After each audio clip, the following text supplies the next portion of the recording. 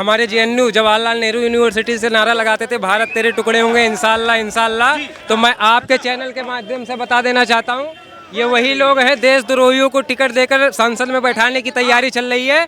तो इनको मैं एक नारा यूपी के सादाब ने आज लिख दिया है। जो लोग जेएनयू से नारा लगाते थे भारत तेरे टुकड़े होंगे इंशाल्लाह इंशाल्लाह, तो यूपी के सादाब का नारा है हर घर में घुसकर मारेंगे जिस घर से अफजल निकलेगा।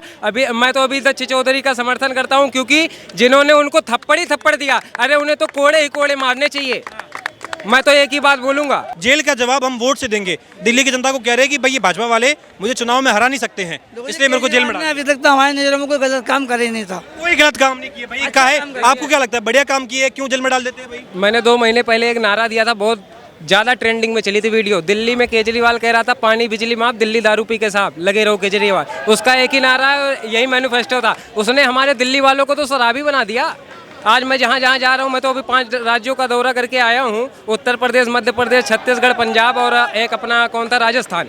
5 राज्यों का दौरा करके आया हूँ और जहाँ जहाँ जा रहा हूँ वहाँ मोदी की गूंज सुनाई दे रही है। और ये कह रहा है कि मैंने काम नहीं किया, मैं भ्रष्टाचारी नहीं हूँ। जो दिल्ली के रामलीला मैदान में अन्ना हजारे के साथ मिलकर वहाँ से आवाज़ लगाता था कि मैं भ्रष्टाचार के खिलाफ लड़ूंगा, आज वही खुद भ्रष्टाचारी हो गया। अब बताइए ईडी सीबीआई मेरे पास क्यों नहीं आती, आपके पास क्यों नहीं आती? जब ईडी सीबीआई अपना काम 9 सम्मन भेजे थे तब वो इधर उधर जा रहा था, भाग रहा था। और मैं इस बार तो दिल्ली की जनता समझ चुकी है, जागरूक हो चुकी है। और इस बार दिल्ली में 7 के 7 लोकसभा सीटों में भारतीय जनता पार्टी का ये बात आपको सही नहीं लगती? देखिए, जब केजरीवाल कहते हैं कि भाई एमसीडी भाजपा के पास थी, मैंने उनसे छीन ली।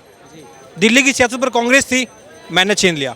अब जनता ने मुझे चुना दिल्ली का शासक, उसके बाद भाजपा के पास कोई ऑप्शन नहीं बचा कि भाई चुनाव में आप हरा नहीं सकते हो, तो एक एक करके शीर्ष नेताओं को आप जेल में डाल दो, ताकि इनके सारी पार्टी जेल में रहेगी, तो दिल्ली में आप तख्ता पलट कर पाओगे। इसलिए भाजपा जो है, देखिए तख्ता पलट के बात नहीं है ये, तो मैं तो यूपी का सादाब हूँ। मैं अपने बच्चों की राजनीति में कभी नहीं कसम खाऊंगा। वो तो कह रहा था ना मैं बंगला लूंगा ना गाड़ी लूंगा, और आज देखो कहाँ से कहाँ शीश महल बनाने का काम कर लिया है। और अब जब तिहाड़ जेल में गेट नंबर 2 में जब जाएगा 2 तारीख को, और 4 जून को जब परिणाम देखेगा, जनता उसको सबक सिखा देगी कि कैसे होता है।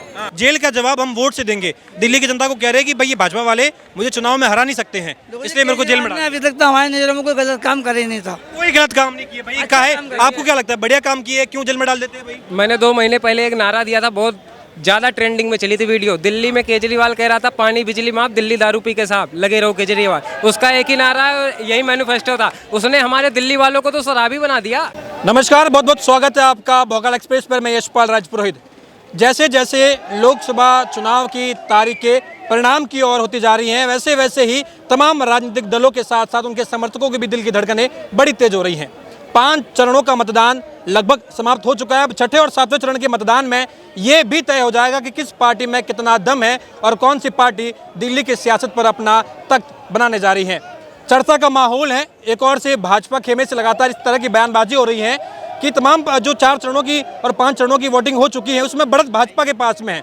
लेकिन दावे की अगर बात करें तो विपक्ष भी पीछे नहीं है। अरविंद केजरीवाल जो कि दिल्ली के मुख्यमंत्री हैं, कह रहे हैं कि 300 सीटें हमारी आने वाली है, इंडिया अलायंस की 300 सीटें आने वाली हैं, और भाजपा इस बार जो है मुंह की खाने वाला है।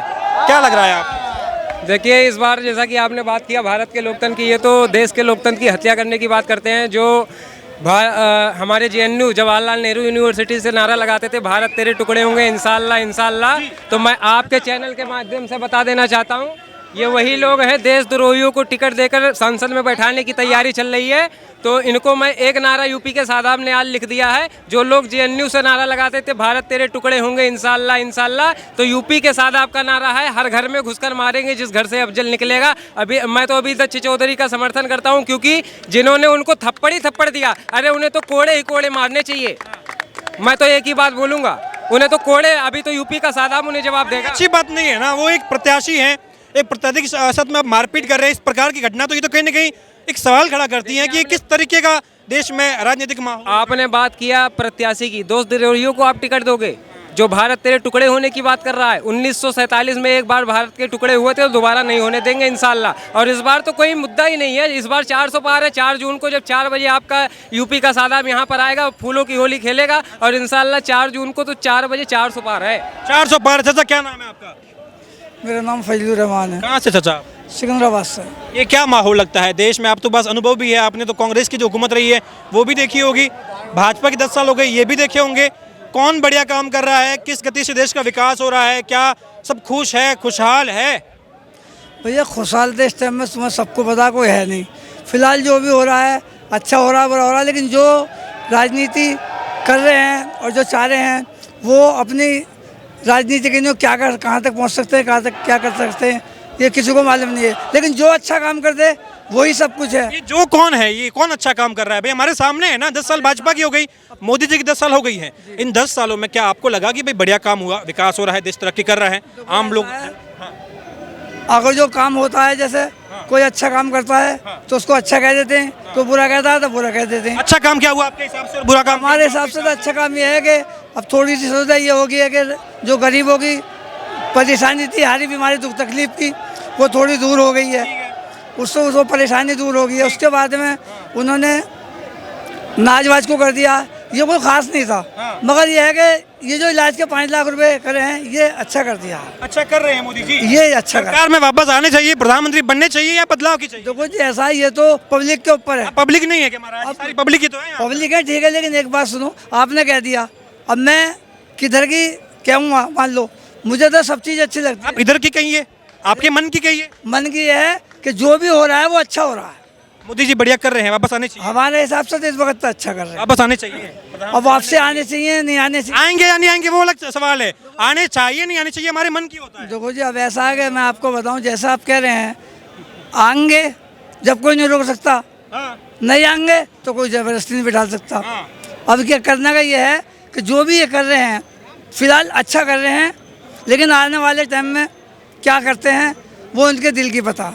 दिल की पता है। मोदी जी जो है, एक सेकंड सर, मैं आपसे ये भी जानना चाहूँगा, राहुल गांधी जी भी कहते हैं कि भाई अब देश में बदलाव की जरूरत है, देश में तानाशाही हो रही है, लोकतंत्र खतरे में आ गया है, मोदी ने लोकतंत्र खत्म कर दिया है, चुनाव खत्म कर देंगे मोदी, आग लगा देंगे मोदी तो जो है ये तो एक शहंशाह बैठ गया है हिंदुस्तान की गद्दी पर। इस तरीके की जो बातें होती जितनी बात मुँह होते हैं, इतनी जुबान होती है, इतनी बातें होती हैं। अब इसके बारे में तो ना आप कह सकते हैं ना मैं सकते हैं, ना आप कुछ कह सकते हैं ना मैं कह सकता। अब ये चाहे ईमानदारी से जीता जाए इलेक्शन या बेईमानी से जीता जाए, ये तो देखो राजनीति है, राजनीति में कोई पीछे नहीं है, सब आगे हैं। ठीक है, ये आपने ईमानदारी की बात करी, जब ये ईमानदारी की बात सुनते हैं तो दिल्ली की सियासत की बड़ी याद आ जाती है। अरविंद केजरीवाल जब दिल्ली की सियासत में नए थे, जब सियासत में आए भी नहीं थे, तब ईमानदारी का चोगा पहन करके जनता के बीच में आए थे, तमाम प्रकार के वादे किए कि मैं दिल्ली को लंदन बनाऊंगा, दिल्ली के लिए मैंने ये सपने देखे हैं और ईमानदार एक नेता चाहिए। आज जो है वो भ्रष्टाचार के मामले में जेल में गए, अंतरिम जमानत पर है, तो उनके ही सीएम हाउस में उनकी ही सांसद के साथ मारपीट की खबरें आती हैं। कैसे देखते हैं आप अरविंद केजरीवाल जो करने आए थे वो कर रहे हैं अभी, या मामला गड़बड़ हो गया? हम तो इतना ही कह सकते हैं ईमानदारी से, जो केजरीवाल ने अच्छा काम करा था, ये टिकट वगैरह या फ्री वगैरह या गुजरों को नहीं हो, वो तो बहुत अच्छा करा था। अब इसमें किस लिए उन्हें गिरफ्तार करा, किस लिए उनको शराब घोटाले में गिरफ्तार किया जी? भाई दिल्ली को शराब बांटी है, मुफ्त की शराब बांटी है, 115% का फायदा कई कंपनियों को दे दिया है, वो भी कोरोना के टाइम पर। देखो औरतें का शराब पीती हैं, जो टिकट फ्री कर रखा है 10 साल से या 5 साल से फ्री कर रखा है, ये औरतों के लिए फ्री सेवा कर रखी है। ये औरतों के लिए भी पिंक ठेके खोले है ना, पूरा बराबरी का हिस्सा दिया है ना, महिला पुरुष बराबर है। आदमी शराब पिएगा तो महिला भी पिंक ठेके पे जाके पी सकती है, पूरी छूट है एकदम। तो ऐसा है कि महिला पी सकती है, एक जनी को 100 में को शामिल कर दोगे आप, एक जनी पी रही है तो 99 कहाँ पी रही है, और आदमी की दवा आती है 60% पी रहे हैं, 40%। क्या लगता है ये केजरीवाल जी बढ़िया काम कर रहे हैं क्या देश में, या ये भाजपा कह रही है कि ये सबसे भाई धूर्त आदमी, अमित शाह जी हैं कह रहे हैं कि इनसे बड़ा निर्लज आदमी मैंने देखा ही नहीं है, इतना भ्रष्टाचारी आदमी? ऐसा है, आप जैसे हैं, आप इस तरीके से मेरा इंटरव्यू ले रहे हैं तो मुझे आप ले रहे हैं, अच्छे लग रहे हैं, ठीक है, लेकिन आपके यहाँ जाने के बाद में 10 लोग हैं, भाई वो तो जुबान है, वो कुछ भी कह सकती है, तो उसको अच्छा काम कर रहे हो या बुरा काम कर रहे हो, ये तो उनके मन से पूछो ना।